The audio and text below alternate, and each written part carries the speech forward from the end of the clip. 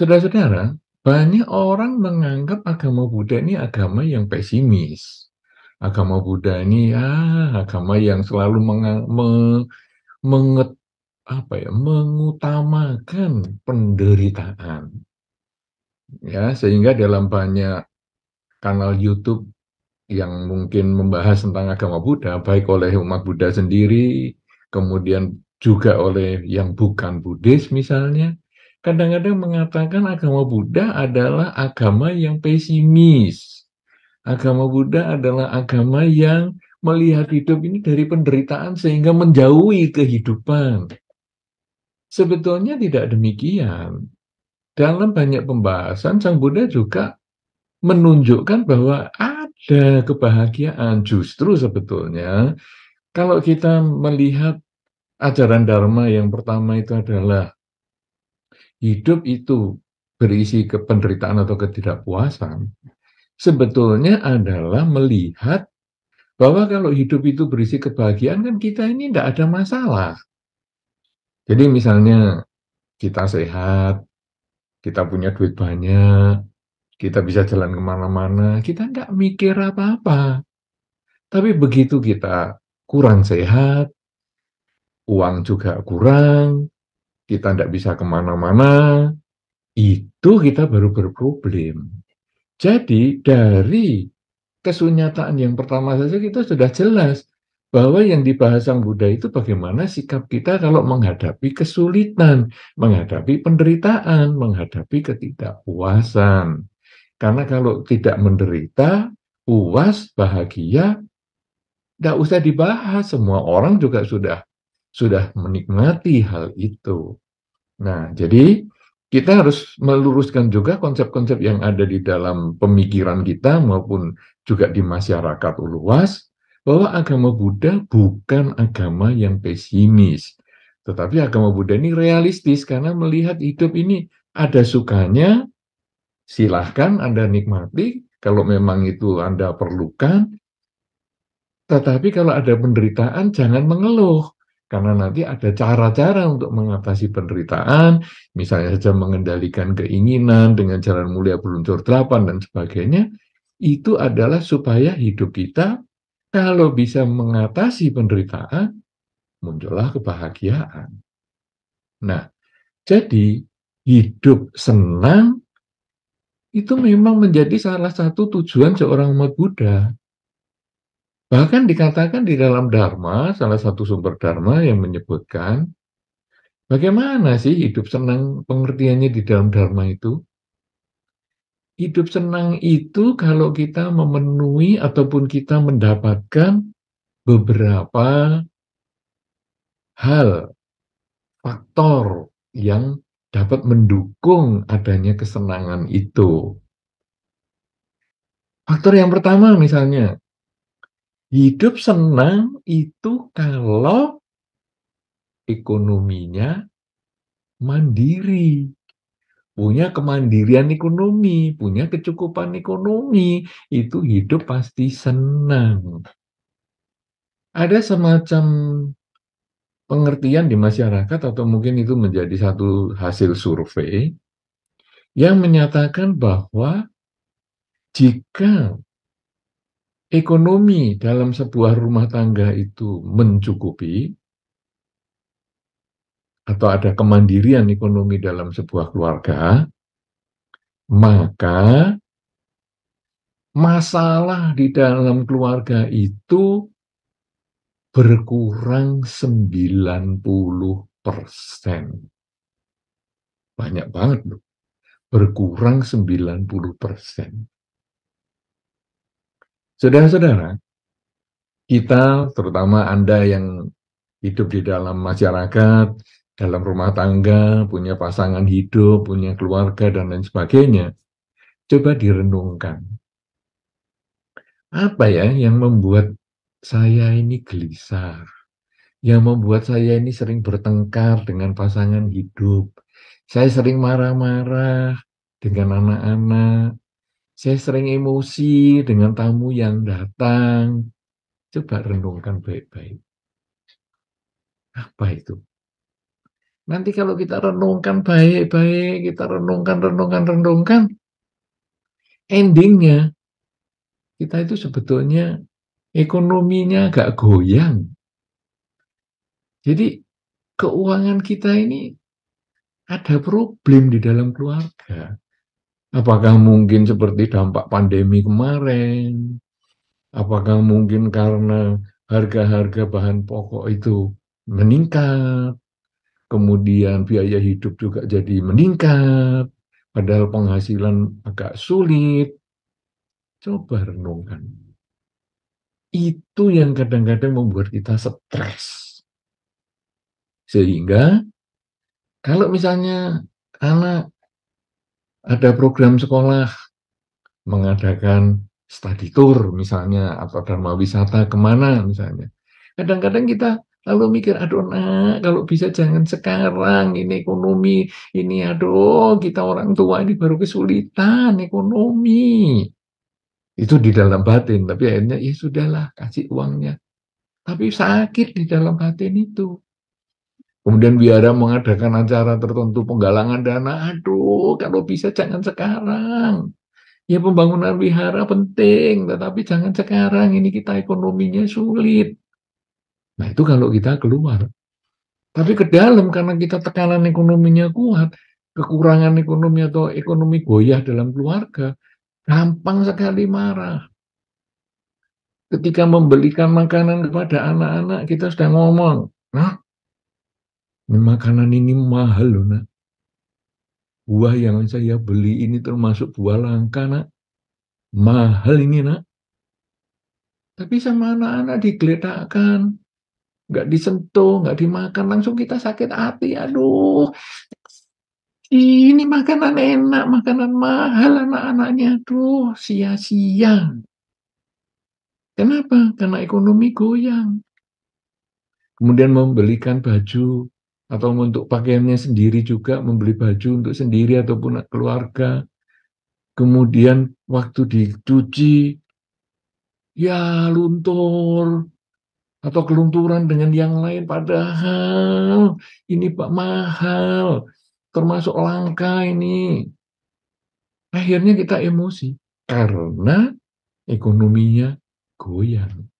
Kemandirian ekonomi kurang. Tapi kalau kemandirian ekonominya mantap, enak, ini makanan mahal ini per kilonya. Mau makan, makan. Nggak mau, buang nggak apa-apa. Santai kita. Atau kalau perlu bawa ke mana, didanain. Kalau kamu nggak mau makan, danain. Nggak apa-apa. Nanti saya beli lagi. Banyak yang mau beginian. Loh, kita santai. Kemudian, baju kok kelunturan. Wah, padahal pakai aja belum ini. Padahal bajunya juga harganya mahal. Nggak apa-apa lah. Yang kelunturan, sudah buang aja. Atau didanakan kemana. Nah, kita beli lagi. Santai. Nah, itu baru materi yang tentang pakaian, tentang makanan. Kalau kesehatan juga sama. Kadang-kadang kita kalau ekonominya sedang kurang atau goyang, sakit itu jadi masalah. Aduh, sakit lagi, sakit lagi. Ini bapaknya sakit, sekarang gantian ibunya sakit, gantian anak yang pertama sakit, gantian anak yang kedua sakit. Aduh, duit kok keluar terus. Karena ekonominya goyang. Tapi begitu ekonominya mantap, sakit, nggak apa-apa, yuk kita berobat ke luar negeri, sekalian jalan-jalan. Ini semua dicek, dicek up semua sekalian, mumpung di luar negeri. Oh ini kurang kurang sehat di sini, itu kurang sehat di situ. Nggak apa-apa, sekalian diobatkan, dihabiskan sekalian supaya nanti semuanya jadi sehat. Enak. Karena itu di dalam Dhamma disampaikan, salah satu penyebab hidup bahagia, hidup senang itu adalah ekonomi cukup. Tapi kalau hanya ekonomi cukup atau kemandirian ekonomi saja sudah cukup, itu masih kurang. Harus juga mampu menggunakan kecukupan ekonomi tadi. Saudara-saudara tentu tahu di masyarakat banyak orang yang wah mengumpulkan uang, kerja keras ngumpulkan banyak sekali kok, mengumpulkan uang. Tapi kemudian dia tidak mau menggunakan, dia pelit sekali, dia kikir sekali. Jadi walaupun duitnya banyak, tapi dia kalau ngomong, ini nak barangnya mahal loh nak, makanannya mahal, dimakan sampai habis ya nak. Jangan sampai disisain ya nak, jangan sampai dikasihkan orang lain ya nak, harus kita makan sendiri ya nak. Berarti dia orang yang sudah punya kemandirian ekonomi, tetapi mentalnya masih minus, belum mandiri. Dan ini banyak. Coba saja, Anda lihat ada orang punya mobil baru. Wah, mobil baru. Wah, kalau parkir di wihara agak berjauhan dengan yang lain. Kenapa? Takut lecet. Nanti lecet sedikit ngomel-ngomel. Nah, ini berarti dia belum siap punya kendaraan. Karena kalau sudah siap punya kendaraan, barang yang digunakan di jalan raya, yang bisa diparkir di sembarang tempat, ya risikonya tinggi, ketubruk lah, rusak lah, keserempet lah. Jadi banyak mental-mental seperti itu. Coba Anda tanya diri Anda sendiri, Anda juga seperti itu nggak? Kalau punya mobil, punya HP, punya rumah, nggak boleh rusak, nggak bisa tahu bahwa waduh ini semua ini sebetulnya tidak kekal, bisa rusak, bisa gores. Kadang-kadang kita itu nggak siap untuk mandiri secara ekonomi. Jadi, kalau bisa memiliki kemandirian ekonomi dan kita bisa menggunakan kemandirian kita itu, ini hidup lebih senang lagi. Kenapa? Karena sekarang saya punya kemandirian ekonomi. Ayo, ini sekarang kayaknya sudah pandemi sudah berkurang nih di mana saja. Ayo kita jalan-jalan ke luar negeri. Santai. Jangan terus, kemandirian ekonominya disimpan terus. Nah, nanti kalau sudah disimpan terus, meninggal yang nyimpen itu. Yang memanfaatkan adalah anak-anak keluarganya. Jadi yang nyari duit malah nggak dapat manfaat. Yang nggak nyari duit, anak dan keturunannya, yang menghabiskan semua itu. Kenapa kita nggak bekerja, kita juga tidak berusaha untuk menggunakan hasil yang kita dapatkan dari pekerjaan itu. Baru itu kita senang. Ya, jadi kemandirian ekonomi membuat kita senang. Bisa menggunakan, kita juga senang. Kemudian, kalau bisa, jangan punya utang. Karena kalau kita punya utang, tidur pun kita stres. Apalagi kalau utangnya pakai bunga. Jadi kita tidur, utang kita itu berjalan terus hitungan bunganya. Padahal kita kerja hanya berapa jam sehari, katakanlah 8 jam. Bunga berjalan per hari 24 jam. Jadi kita, aduh ini masih mau nyicil ini, mau masih nyicil itu. Tiap mendapatkan penghasilan, yang terpikir adalah mau nyicil kendaraan, mau nyicil rumah, mau nyicil televisi, mau nyicil ini, mau nyicil itu. Stres.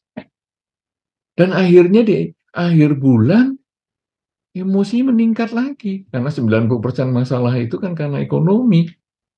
Di akhir bulan emosi. Aduh, ini mau makan sudah nggak ada. Udah untuk habis untuk cicilan ini itu. Kemarin anak ya sakit. Emosi. Tapi kalau hutang itu tidak ada, itu menjadi tambahan untuk faktor kita hidup senang. Tidur santai, tidak mikir hutang karena semua ini uangnya sendiri. Kalau punya uang ya pakai, kalau nggak punya uang ya kita menghemat. Santai sekali. Nah, jadi punya kemandirian ekonomi, bisa menggunakan kemandirian ekonominya itu dengan bijaksana. Kemudian kalau bisa, hindari hutang. Nah, sekarang yang keempat. Bagaimana hidup itu senang? Kalau kita menjalankan dharma. Salah satu dharma apa? Melaksanakan kemoralan, sila. Tadi, waktu Bante Maratano datang, Anda kemudian meminta tuntunan sila. Itu sebetulnya adalah kita diingatkan, walaupun Anda mungkin sudah hafal semua 5 sila itu, tapi tetap kita minta tuntunan sila. Supaya kita diingatkan, ini loh, bahwa kita di dalam dhamma itu bertekad untuk tidak membunuh, tidak mencuri, tidak berzina, tidak bohong, tidak mabuk-mabukan, supaya kita tuh selalu ingat dan kita ada niat, ada upaya, ada semangat untuk melaksanakan di kehidupan sehari-hari.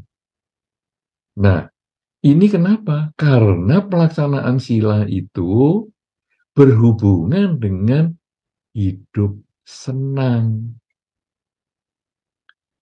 Anda kalau misalnya baru berbohong saja, karena kalau membunuh mungkin jarang sekali ataupun malah tidak pernah Anda lakukan. Mencuri mungkin ya Anda tidak melakukan. Ya berzina ya mungkin Anda tidak melakukan. Bohong, wah ini yang kadang-kadang agak sulit dihindari. Misalnya saja, ada teman mau datang ke rumah. Kan kita biasanya kan di zaman hari ini kan ngabari dulu yang mau datang. Tanya sama yang punya rumah. Hari ini kamu di rumah nggak? Aku mau ke rumahmu. Kita sebetulnya agak males nih. Si A itu mau datang ke rumah kita, apalagi bersama keluarga. Karena kita sebetulnya masih pengen ada ngobrol-ngobrol lah dengan keluarga kita sendiri. Nah, ini tamu datang mengganggu ini rencana semula kita. Jadi kita ngomong, maaf ya, kita atau saya sedang tidak di rumah. Jadi kita berbohong. Maaf ya, saya sedang tidak di rumah. Selesai. Begitu message-nya ini atau pesan WA-nya ini di-send, kita merasa tenang. Karena teman itu kemudian mengatakan, oke, kalau kamu nggak di rumah nggak apa-apa. Nanti lain kesempatan. Ya, oke, lain kesempatan aja. Wah, kita senang nih, dah di rumah. Nah, saudara-saudara, beberapa menit kemudian, kita itu kedatangan langganan makanan.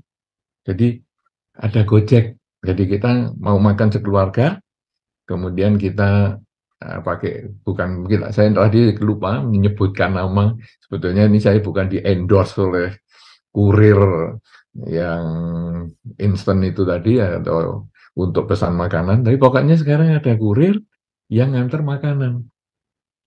Jadi dia ngebel karena kita mau makan bersama sekeluarga. Dia ngebel, kita keluar untuk ngambil ataupun untuk menerima makanan itu dari si kurir. Itu hanya setengah menit mungkin kita jalan dari pintu menuju ke pagar untuk terima, kemudian kita juga mau berbaik hati, kita kasih uang kecil untuk kurirnya. Pas kita sedang menerima makanan itu, teman kita yang tadi WA mau main ke rumah kita, itu liwat. Sudah liwat, manggil lagi. Hei, hei. Wah, kok ya pas ya? Kok nggak tadi sebelum kurir datang atau nanti setelah kurir pergi ya? Kok pas saya di luar, weh, weh, weh. Langsung kita rasanya nggak nyaman banget.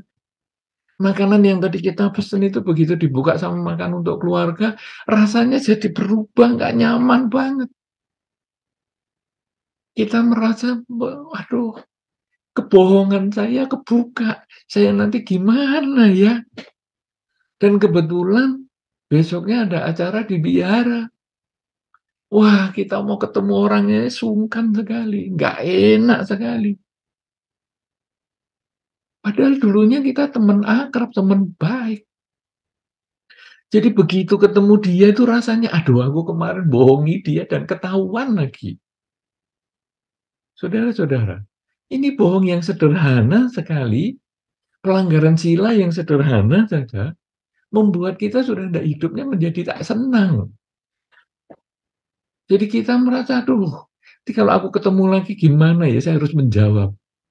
Dan nanti akhirnya kita menjawab dengan kebohongan yang lain. Kalau seandainya teman itu tanya, kemarin kok kamu belum, kok masih di rumah, atau kamu kok nggak jadi pergi? Waktu itu kok malah kamu terima makanan dari kurir. Kita lalu bohongi lagi. Iya ini keluarga katanya nggak jadi pergi. Kita bohongi lagi. Kemudian nanti pas anaknya ditanya lagi, oh jadi kemarin kamu nggak jadi pergi? Memang ada rencana pergi? Anak di sebelah yang kita ajak menjawab, enggak, kemarin nggak ada rencana pergi kok memang. Wah, muka kita bisa kayak kepiting rebus merah semua. Karena kita benar-benar kebohongan kita terbuka. Di depan umum, dikuliti kita itu. Nah, sampai akhirnya kita tidur pun susah. Ekonominya cukup. Bisa menggunakan ekonomi. Kemudian juga tidak punya hutang. Tapi kita tidak menjalankan dharma dengan baik, tidak melaksanakan sila dengan baik, dan akhirnya kita malu banget sampai berhari-hari kita hidupnya tidak bisa bahagia, tidak bisa senang. Apalagi tiap kali kebaktian ketemu dia itu teman baik kita. Aduh, sungkan sekali. Dan itu bisa bertahun-tahun kita ketemu dia. Traumanya itu masih ada. Saudara-saudara, berbeda kalau kita memang terus terang. Kita memang ada di rumah, cuma kita mengatakan, maaf ya, saya memang di rumah ini, tapi kita masih ada acara keluarga ini. Mau makan-makan sama-sama, dan yang lain-lain lah. Kita mau membahas tentang hal-hal yang tentang keluarga. Nah, akhirnya ketika kita ngambil makanan di gerbang, liwat dia, ya biasa aja. Kemudian besoknya ketemu, juga dia tanya, loh kemarin kamu akhirnya pesan makanan ya? Iya, karena kita memang enggak mau masak-masak apa-apa, tapi pokoknya biar cepet, ya kita pesan makan terus kita ngobrol-ngobrol sekeluarga. Wah, tenang banget. Kita tetap hubungannya baik dengan orang itu, di wihara juga tetap baik, kemana saja baik. Kenapa? Karena kita melaksanakan sila. Ini baru tentang kebohongan. Belum tentang yang lain-lain, itu sama. Tidak membunuh, tidak mencuri, tidak berzina, tidak bohong, tidak mabuk-mabukan. Ini sama semua. Kalau kita langgar, kalau kita tidak melakukan, kadang-kadang menimbulkan beban yang membuat kita hidup menjadi tidak senang. Nah, oleh karena itu, saudara-saudara, di dalam dharma ini hidup senang itu ada. Jadi bukan pesimis, hidup itu duka, hidup ini penderitaan. Tidak, hidup senang itu ada. Dan ada faktornya juga untuk dapat senang.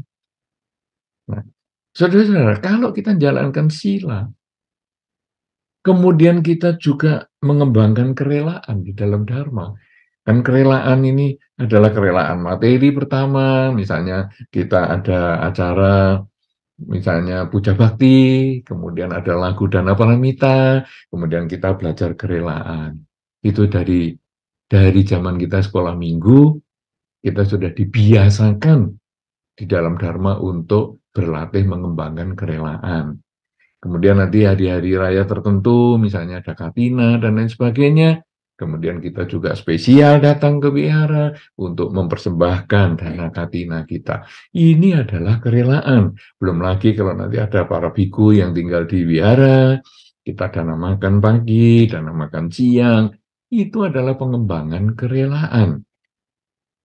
Yang kemudian kalau kita renungkan membuat kita bahagia sekali. Yang itu akhirnya kita sering mengulang melakukan.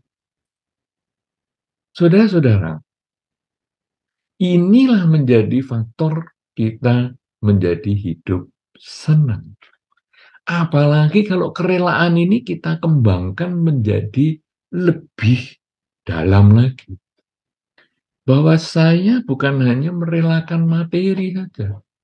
Saya bukan merelakan uang untuk dana, misalnya dana paramita, ada lagu dana paramita. Saya bukan hanya merelakan sebungkus nasi untuk para biku makan pagi atau makan siang. Saya bukan hanya merelakan untuk persembahan jubah atau dana katina dan lain-lain, bukan. Itu memang saya lakukan dari kecil, itu kerelaan materi. Tetapi saya ingin merelakan keakuan. Jadi saya berusaha merelakan keakuan. Bagaimana saya memperhatikan, bagaimana saya bisa memaafkan, dan lain sebagainya. Itu adalah bagian dari kerelaan yang bukan materi, yaitu keakuan. Apa itu perhatian? Misalnya, ada teman di wihara, kok tidak datang? Tidak ada salahnya kan? Kita WA ke dia, teman, kamu kenapa kok nggak datang? Oh iya, ini aku ada kesibukan. Oke, enggak apa-apa, kamu jangan lupa ya nonton di YouTube channelnya Wihara nih, hari ini ada acara misalnya. Nah, itu bagian dari perhatian, itu juga kerelaan. Karena ada orang-orang yang merelakan nilai materi yang demikian besar untuk kegiatan wihara misalnya, tapi perhatian ke teman, perhatian ke pasangan hidup aja kurang. Pasangan hidup sakit ya dibiarkan, teman nggak datang ya dibiarkan. Itu barulah kerelaan materi yang dia latih. Padahal selanjutnya, kerelaan materi ini harus ditingkatkan untuk melatih kerelaan yang bukan materi, yaitu salah satunya perhatian. Memperhatikan teman yang mungkin tidak hadir, memperhatikan pasangan hidup yang mungkin kurang sehat, dan lain sebagainya. Dan itu masih banyak sekali yang lain. Kemudian selain perhatian juga memberikan maaf. Jadi kita bisa memaklumi bahwa orang itu bisa bersalah kepada kita. Mungkin cara berbicaranya nggak tepat, mungkin perilakunya nggak sesuai dengan yang kita harapkan, atau mungkin cara berpikirnya dia juga nggak cocok dengan apa yang kita biasa pikirkan. Nah, itu memang setiap orang mungkin ada kurang dan lebihnya. Ketika kita bisa memaklumi, ketika kita bisa memaafkan kesalahan dia, maka hidup ini menjadi tenang juga. Hidup ini menjadi bahagia juga. Dan akhirnya kita merasa, aduh, enak ya hidup ini. Kenapa? Karena kalau kita setelah merasa ada ganjelan dengan orang itu, wah, orang itu kok menjengkelkan sekali ya, ngomongnya kok kayak gitu ya sama saya. Tapi begitu kita bisa memaafkan dia, tidur rasanya nyaman sekali, tidur rasanya enak sekali, hidup menjadi nyaman sekali. Nah, ini adalah karena kerelaan yang kita latih. Selain tadi mengembangkan sila, kita mengembangkan kerelaan. Apalagi kalau kita juga mengembangkan meditasi, yaitu melatih saat ini saya sedang apa. Karena meditasi adalah bagaimana kita melatih keterampilan berpikir kita untuk selalu sadar saat ini saya sedang apa. Sehingga kalau di dalam waktu latihan, duduk meditasi, saat ini saya sedang masukkan nafas, saat ini saya sedang mengeluarkan nafas, atau saya saat ini sedang mengulang kalimat semoga semua makhluk berbahagia. Itu semua itu adalah untuk latihan. Kita membiasakan pagi bangun tidur, malam mau tidur, selalu saat ini saya sedang apa, sedang bernafas, ya, satu, satu, dua, tiga, empat. Jadi kita hitung sesuai dengan masuk dan keluarnya nafas, itu kita sebetulnya menyadari saat ini saya sedang apa. Kemudian Kalau itu sudah menjadi kebiasaan karena kita latih pagi bangun tidur dan malam mau tidur, seperempat jam pagi misalnya, sampai setengah jam atau 1 jam, seperempat jam malam misalnya, atau setengah jam atau 1 jam, kemudian kita gunakan di kehidupan sehari-hari. Saat ini saya sedang mengendarai kendaraan, saat ini saya sedang menyeberang, saat ini saya sedang berbicara, saat ini saya sedang berpikir, saat ini saya sedang bekerja, saat ini saya sedang membalas WA dan lain sebagainya. Kalau kita selalu sadar setiap saat, maka hidup kita bisa selalu terjaga perilaku kita, terjaga ucapan kita, terjaga cara berpikir kita, sehingga kita tidak melanggar sila. Karena kita tidak melanggar sila, maka hidup senang pun terdukung. Kalau sekarang hidup senang itu tadi, selain kecukupan ekonominya, bisa menggunakan kecukupan ekonomi kita, kemandirian ekonomi kita, kemudian juga berusaha tidak mempunyai hutang, kemudian juga melaksanakan dharma, sehingga kita bisa melaksanakan kerelaan, kemoralan, dan konsentrasi, mengembangkan kesadaran setiap saat. Maka kalau pelaksanaan dharma ini terus-menerus kita latih, kita lakukan di kehidupan sehari-hari, maka umur bertambah, jatah hidup kita berkurang. Sehingga kita umur bertambah, tenaga menjadi berkurang, kemampuan berpikir berkurang, kemampuan mendengar berkurang, kemampuan melihat juga berkurang, kemampuan merasakan berkurang, makin berkurang, makin berkurang, makin berkurang, kesehatan kita juga makin menurun, makin menurun, makin menurun. Akhirnya, akhir kehidupan ada di depan hidup kita ini. Kalau kemudian kita prosesnya adalah seperti biasa, dengan ada sakit dan lain sebagainya, kita kemudian bisa siap. Oh, inilah akhir kehidupan saya. Apa yang harus saya lakukan di atas tempat tidur ini sebelum kehidupan saya berakhir? Saya harus tetap mengembangkan kerelaan. Saya mungkin sudah tidak bisa berdana materi lagi, tapi saya tetap bisa berdana keakuan.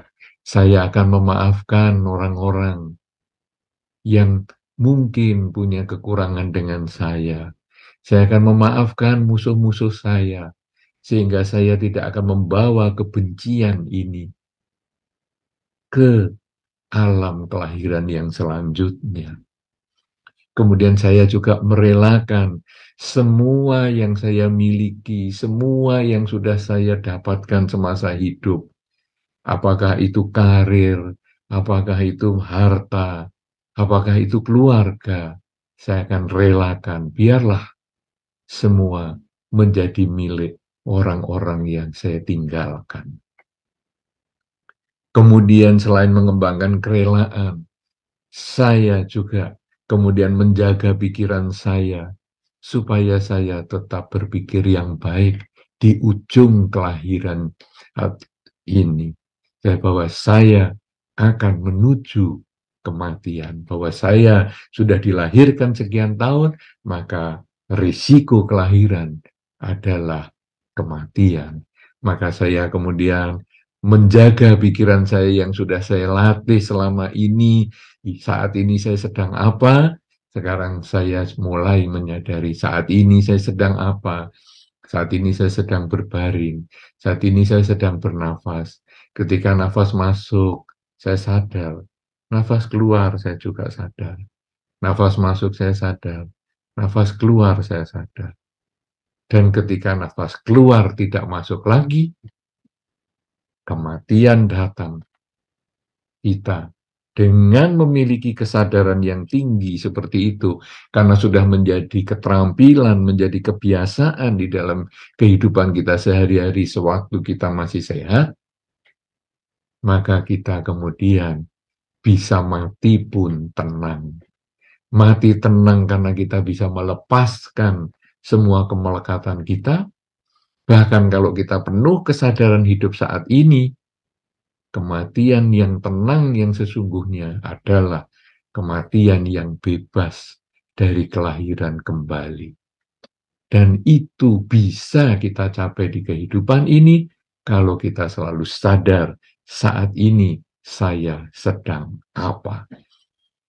Oleh karena itu, saudara-saudara, kalau sekarang kita hidup senang, mati tenang, sesungguhnya rangkaian perjalanan hidup ini bisa kita capai.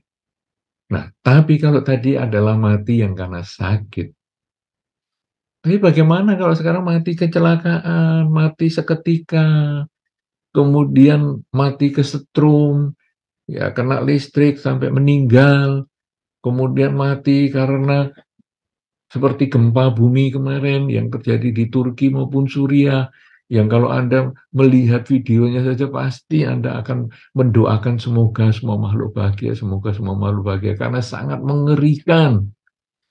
Jam 4 pagi tidur, kemudian tahu-tahu gempa, dan kemudian rumah yang demikian tinggi bersusun-susun langsung ambruk dan rata dengan bumi.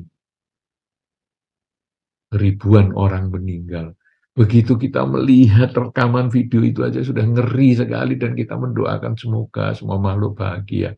Semoga para mendiang yang meninggal terlahir di alam yang baik. Semoga mereka yang masih selamat, yang ada di bawah reruntuhan, semoga cepat tertolong sehingga bisa berkumpul lagi dengan keluarganya. Kita kemudian lalu mendoakan karena ngeri sekali. Karena kejadian itu bisa juga terjadi pada diri kita. Saudara-saudara, kematian bisa datang setiap saat karena hidup ini tidak pasti, kematian itu yang pasti. Saat ini pun kita bisa meninggal, nanti sore, nanti malam pun juga bisa meninggal, besok pagi juga bisa meninggal, kita bisa meninggal setiap saat. Kalau demikian, saudara, kita tentu tidak bisa merasakan gimana ya tadi kalau sakit kan bisa pelan-pelan melepaskan pikiran, melepaskan kemelekatan. Kalau sesaat bagaimana meninggalnya? Kebiasaan kitalah yang muncul.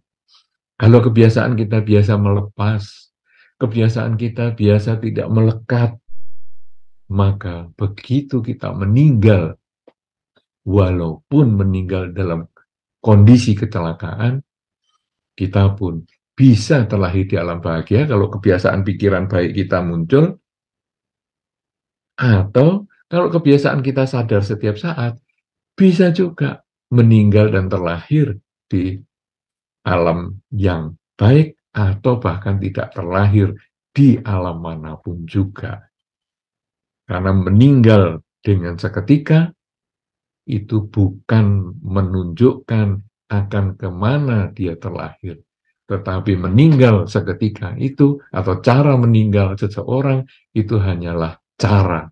Tetapi setelah meninggal, mungkin dia bisa terlahir di alam bahagia, mungkin juga dia bisa terlahir di alam menderita, mungkin juga dia tidak terlahir di alam manapun juga. Semua itu juga tergantung pada kebiasaan kita sewaktu kita masih hidup. Oleh karena itu, saudara-saudara, tema kita yang luar biasa di kesempatan ini, hidup senang, mati tenang. Ini sesungguhnya kita sebagai umat Buddha sudah ditunjukkan jalan untuk mencapai kedua hal ini.